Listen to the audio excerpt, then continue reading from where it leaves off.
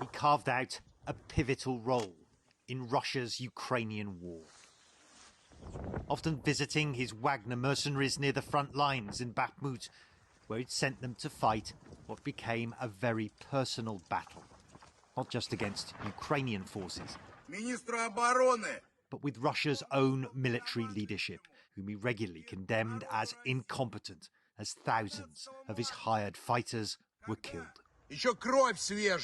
Here, Prigozhin points at a pile of dead bodies next to him and launched into a tirade. Those who didn't give us ammunition will go to hell and eat their intestines, he shouts. Then he named Russia's defense minister and army chief. You animals are sitting there, he says, and think you've the right to decide their lives, he bawls. It was extraordinary criticism of Russia's high command.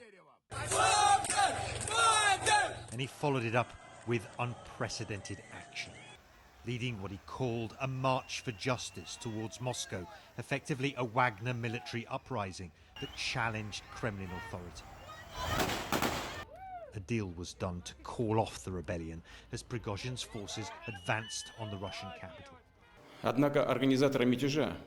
But a furious President Putin called it a stab in the back from a man he regarded as loyal.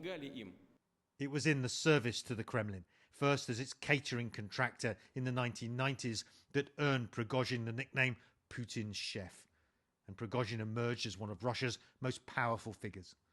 Wagner ruled! His Wagner mercenaries, at the behest of the Kremlin, were active in Ukraine, the Middle East, and several African states, where human rights groups accused them of horrific abuses. But Prigozhin was much more than just Putin's chef turned Putin's warlord.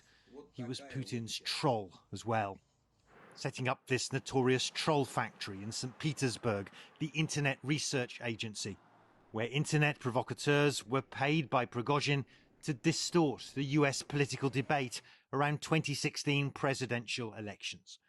Prigozhin was sanctioned by the US, but denied any involvement in election meddling. He denied links with Wagner too. But with Russia's full-scale invasion of Ukraine in 2022, that mask was discarded. After his abortive uprising in June, Prigozhin and his Wagner forces were officially exiled to neighbouring Belarus. But the Wagner leader continued to travel freely, even visiting the Kremlin to discuss the group's future role.